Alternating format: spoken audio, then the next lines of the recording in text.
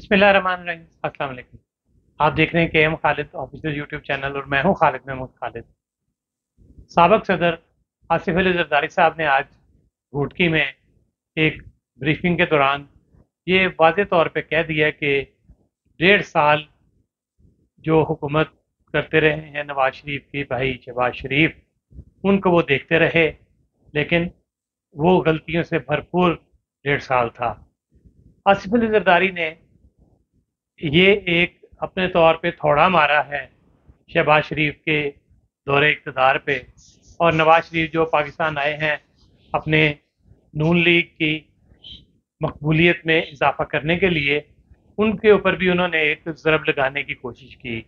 लेकिन ऐन उसी दिन नवाज शरीफ ने MKM और मौलाना फजल रहमान के साथ इत्तेहाद कर लिया, और अब सिंध में ऐसा लग रहा है कि पीपल्स पार्टी बहुत हद तक कमज़ोर हो जाएगी।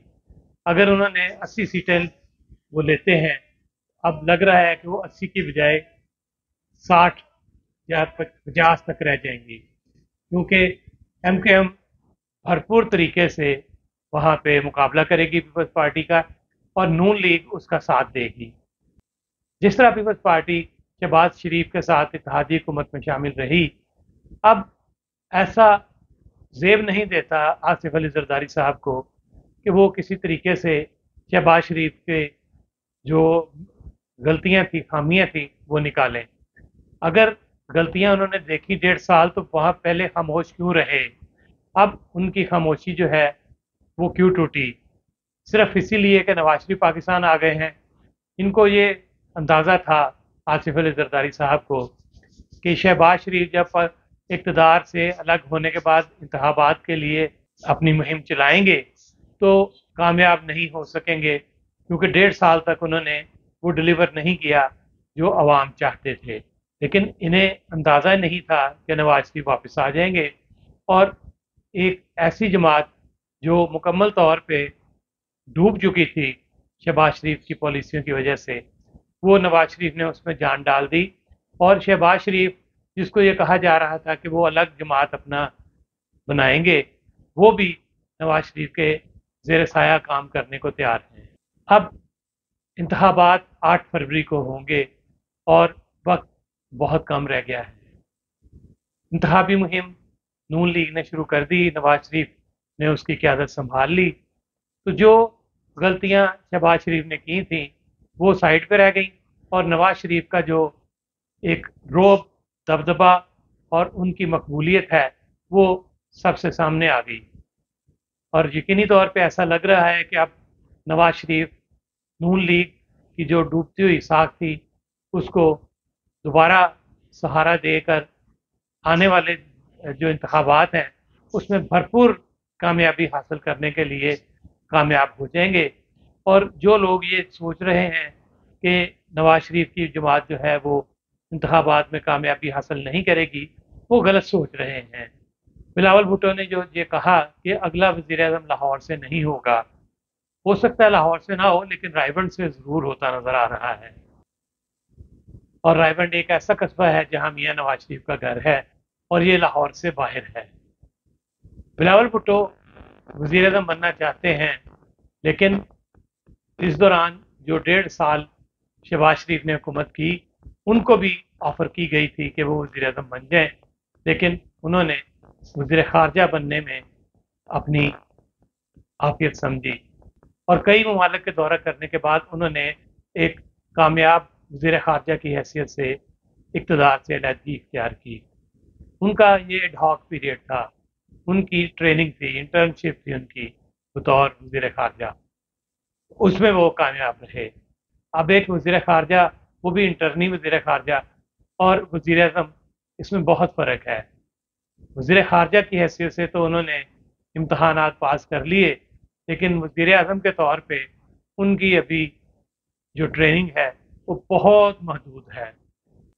नवाज शरीफ के सामने अगर वो आएंगे तो बुरे तरीके से शिकस्त खाएंगे।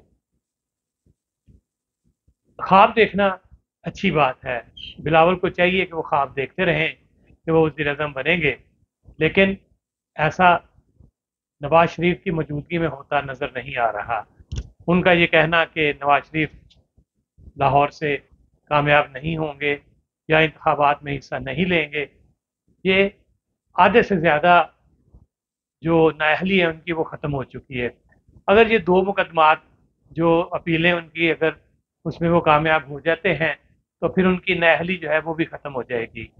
और ऐसा लग रहा है कि आने वाले 1 महीने के दौरान या शायद इससे भी कम अरसे के दौरान नवाज शरीफ ऐसी पोजीशन में आ जाएंगे कि अब वो इक़्तिदार में आ सकेंगे और इंतखाबात में भी हिस्सा ले सकेंगे।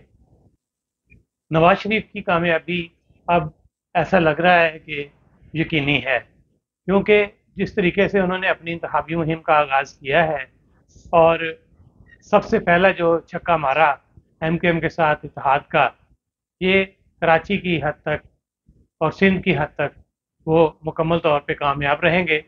और उनकी ये कोशिश है कि खा वो 2/3 मेजॉरिटी भी ले लें, कौमी हुकूमत ही मुल्क में बने और ऐसी हुकूमत बने जिसमें उनके जो माजी के इत्तेहादी थे, ख़ास तौर पे शहबाज शरीफ साहब के, वो आइंदा भी उनके साथ रहें। यही उनकी कामयाबी होगी। और कहा जा रहा है कि उनकी अपोजिशन जो है वो भी अब नहीं रहेगी। यकीनी तौर पे नवाज शरीफ एक सुलझे हुए सियासतदान हैं और उनकी दूरंदेशी से सब लोग कायल हैं, हाँ वो आसिफ अली जरदारी हों या दूसरे सियासतदान हों। और यही वजह है कि बिलावल भुट्टो ने जो बयान दिया है कि लाहौर से अगला वज़ीर आज़म नहीं होगा, ये उनकी बुखलाहट का ज़ाहिर करता है।